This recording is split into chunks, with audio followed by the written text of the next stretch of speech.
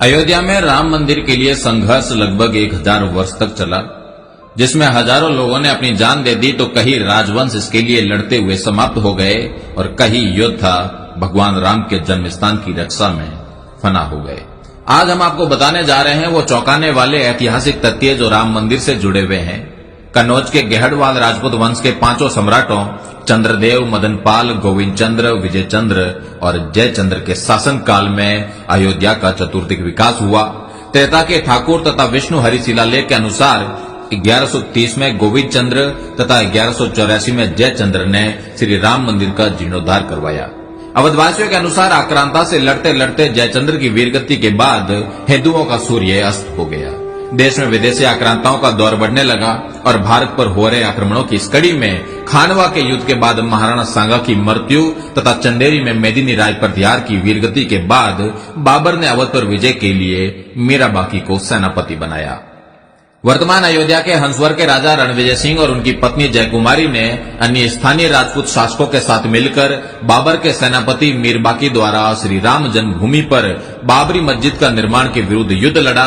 लगभग 15 दिन तक जन्मभूमि परिसर रणविजय सिंह के नियंत्रण में रही, किंतु अंततः युद्ध में सभी वीरगति को प्राप्त हो गए। मीरबाकी ने 1528 में मंदिर तोड़कर बाबरी मस्जिद का निर्माण करवा दिया।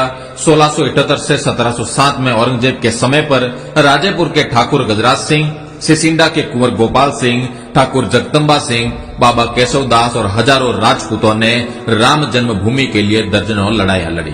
ठाकुर जगदम्बा सिंह का बलिदान तो आज भी अवध की लोक कथाओं में अमर है। बाबर की मृत्यु के बाद मुगल सत्ता में जयपुर के शासकों का हस्तक्षेप अधिक रहा। काशी, मथुरा, वृंदावन सहित उत्तर भारत के ये सभी धार्मिक स्थल मान सिंह जी की जागीरी में आते थे। जयपुर रॉयल के अभिलेखागार के अनुसार 1717 में सवाई जयसिंह द्वितीय ने सरयू नदी के किनारे श्री राम जन्म स्थान खरीदा और 1725 तक इस मंदिर का जीर्णोद्धार करवाया। उत्तर भारत के धार्मिक स्थलों पर मिर्जा राजा मानसिंह से लेकर सवाई जयसिंह जी तक के जयपुर के शासकों का अधिकार होने के कारण मुगल सत्ता द्वारा स्थानीय नवाबों को मंदिर परिसरों से दूर रहने के सख्त निर्देश थे। जयपुर शाही परिवार के पास राम मंदिर और आसपास 983 एकड़ के करीब जमीन थी, जिसका नक्शा जयपुर रॉयल आर्काइव में आज भी उपलब्ध है। सवाई जयसिंह जी की मृत्यु के बाद यह क्षेत्र नवाबों के अधीन रहा। नवाबों के शासन में श्री राम जन्मभूमि पर पुनः मस्जिद का निर्माण होता रहा। अमेठी के राजा बंदाल गोती राजपूत वंश के गुरुदत्त सिंह और पीपरा के चंदेल राजा राजकुमार सिंह ने राम मंदिर के लिए नवाब शहादत अली खान के साथ लगातार 5 लड़ाइयां लड़ी।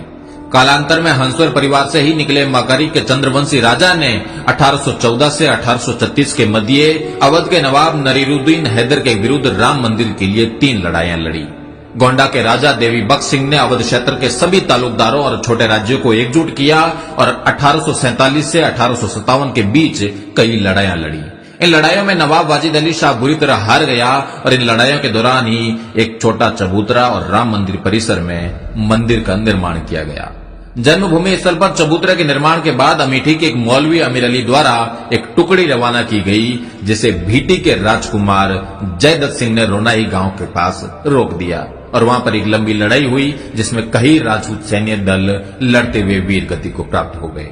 1857 की क्रांति के बाद ब्रिटिश सरकार ने मंदिर परिसर पर भविष्य में विकास कार्यों पर रोक लगा दी। देश आजाद हो गया, किंतु 1000 वर्षों तक चल रहे संघर्ष ने विराम नहीं लिया। राम मंदिर आंदोलन के जनक मेवाड़ के वीरम देवोत राणावत महंत दिग्विजय नाथ जी ने इस आंदोलन को संगठनात्मक स्वरूप दिया और 1969 में अपनी समाधि से पूर्व तक अनवरत इस काम में कार्यरत रहे। उत्तर प्रदेश के तत्कालीन मुख्यमंत्री वीर बहादुर सिंह रघुवंशी ने 1 फरवरी 1986 में पहली बार राम मंदिर के ताले खुलवाए। 1949 में केंद्र तथा राज्य सरकार पर विवादित ढांचे से प्रभु श्री राम की मूर्ति हटाने का दबाव था। उस समय फैजाबाद के सिटी मजिस्ट्रेट ठाकुर गुरुदत्त सिंह ने मूर्ति नहीं हटने दी। फलस्वरूप उन्हें अपनी नौकरी से हाथ धोना पड़ा। निर्मोही अखाड़े के संतों के बाद शायद अशोक सिंघल पहले प्रमुख हिंदू नेता है जिन्होंने स्वीकार किया कि ठाकुर गुरुदत्त सिंह के योगदान ने राम जन्मभूमि के इतिहास की दिशा बदल दी और राम जन्मभूमि पर नियंत्रण के लिए हिंदू संघर्ष की समय रेखा में एक मील का पत्थर स्थापित किया। विवादित ढांचा गिराया गया और आज हम देखते हैं कि महंत दिग्विजय नाथ जी की भावी पीढ़ी योगी आदित्यनाथ जी के तप परिश्रम के फलस्वरूप प्रभु श्री राम के मंदिर की प्राण प्रतिष्ठा होने जा रही है। लगभग 1 सहस्त्र वर्ष के क्षत्रियों के संघर्ष के बाद आज क्षत्रियों को कौन सा स्थान प्राप्त है, इसका आप स्वयं मूल्यांकन करें।